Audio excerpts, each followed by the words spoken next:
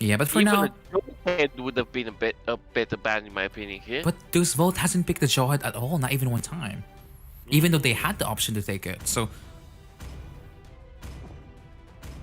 I don't know what to ban here. Did they ban Harriet because the side of IG? Oh! Wow! Oh, here goes Nagash is gonna pick Tamus. Is he gonna lock it? Angela? Angela? It's a Tamus. It's a Tamus. Tamus, yeah. Whoa. So what is this Volt gonna be playing now? There's a Kufra. There's a Jawhead. Almond! Oh! Look at Esmeralda. That is not a bad choice, mate. It's not a bad choice there.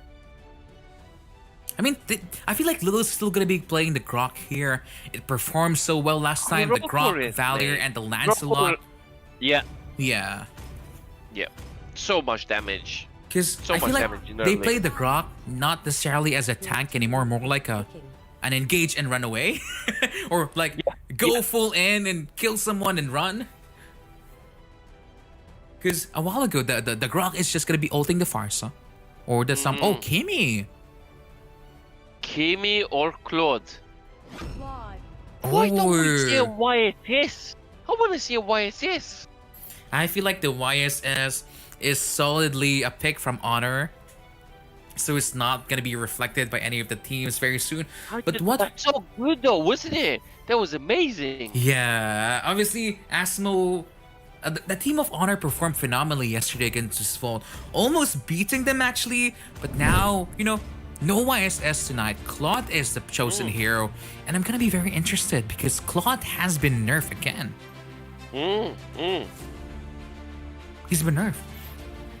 And we have Ku on the Claude, we have Zagash on the Farsa, Bailey on the Atlas, Pedro on the Esmeralda, and Kid Danger on Tamus. That's interesting.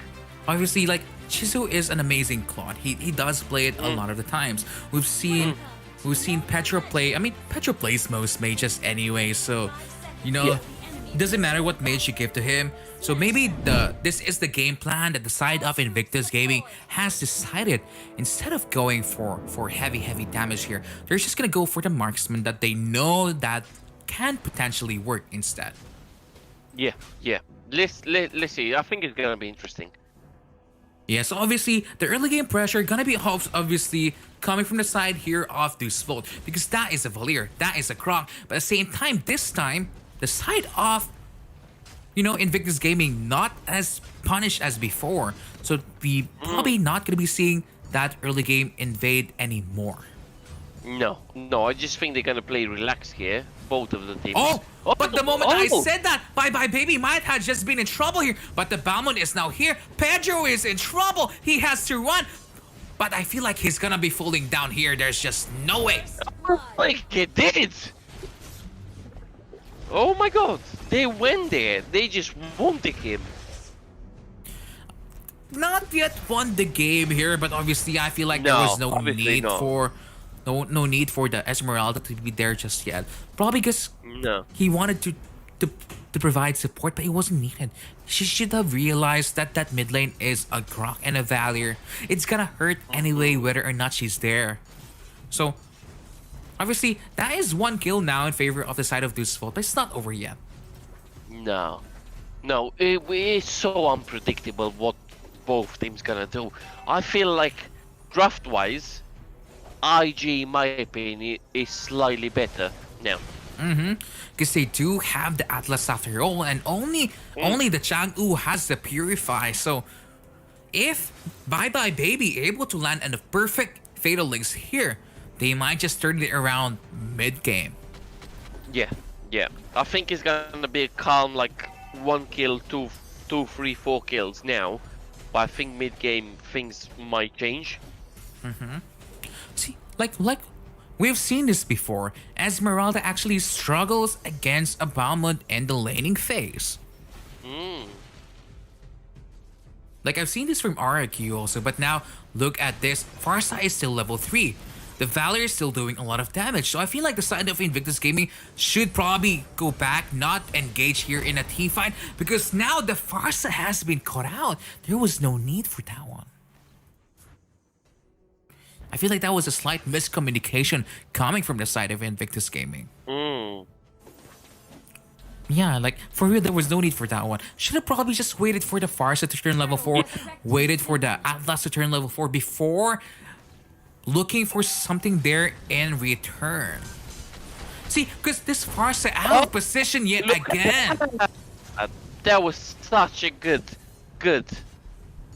On Invictus Gaming after that fantastic performance from last game. I think they just want to give Claude the farm here, but Dev is like, no, here you go. Oh, no, Bye Bye Baby does not have ultimate there, but the Chizu. Oh, it's not Chizu, sorry. Oh, Pedro is a gunner. I mean, I don't think nothing is settled here. It's not settled yet, but you can already see that in this game, it's not like the first game where both teams were playing so good.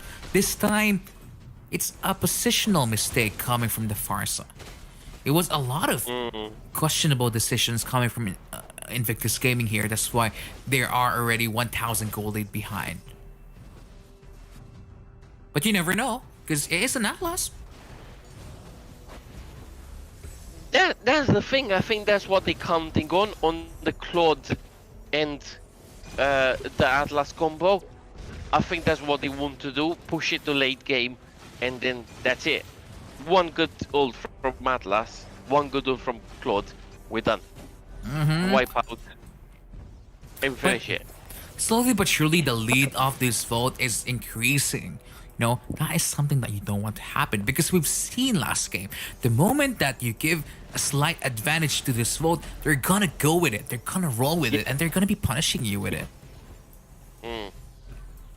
This is why you shouldn't be counting on like certain like combos or anything like that happen, and you might finish quicker than you think about it.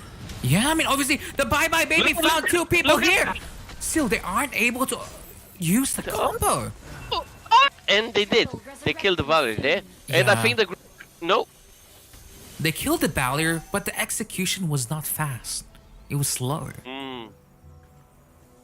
It wasn't like the game number 1 where the Ling and the Grok was executing those kills so fast.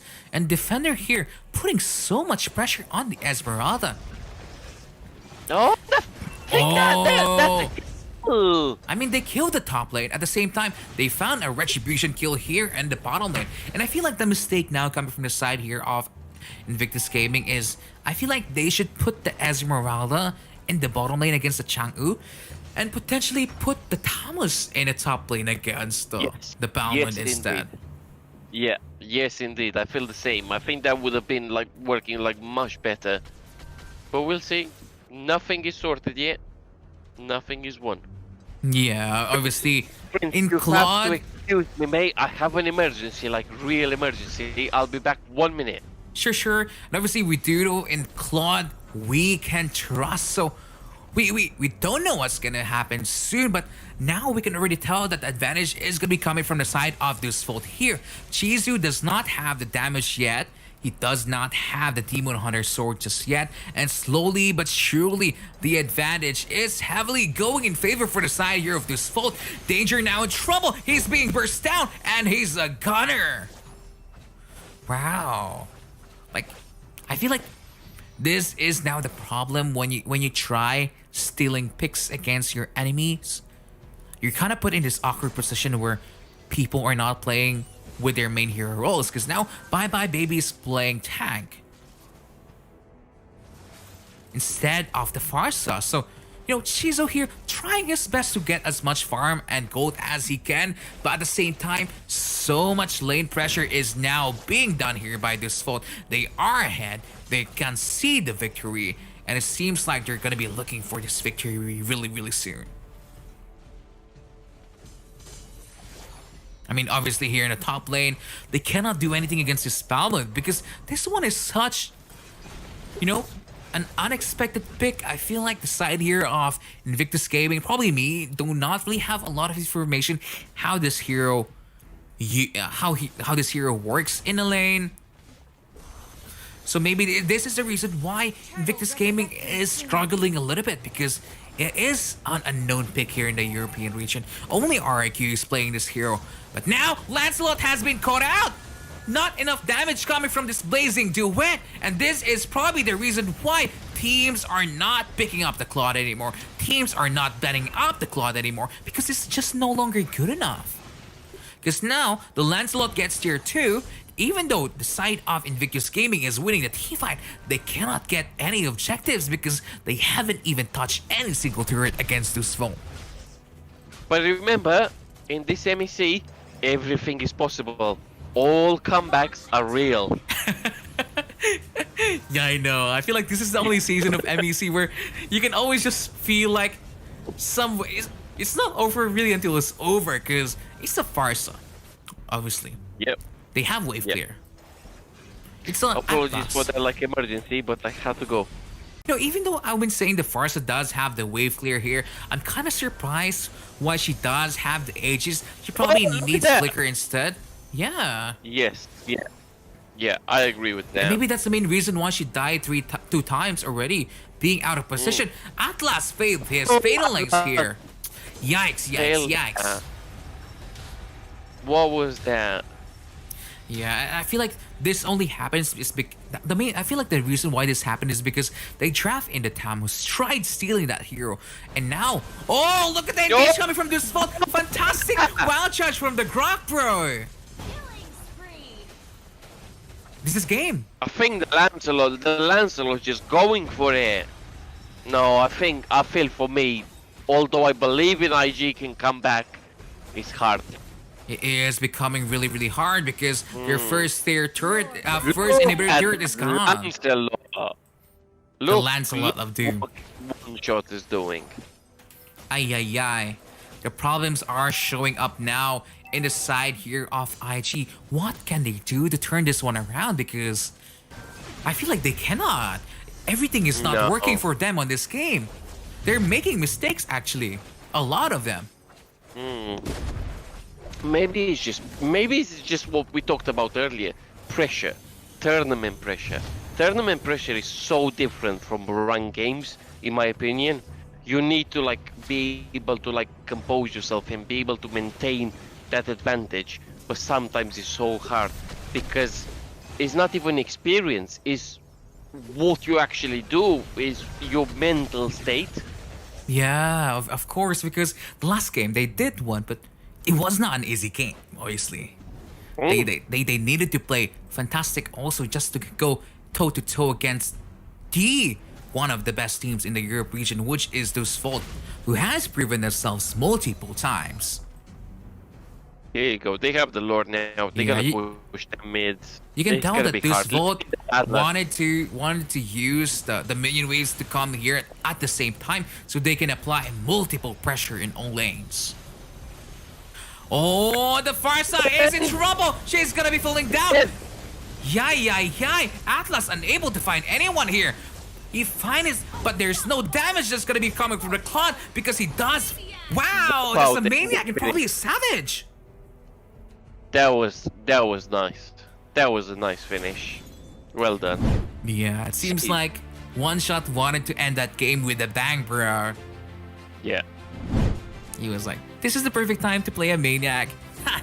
Invictus Gaming. You won last game, but this time we're gonna win. And they did win.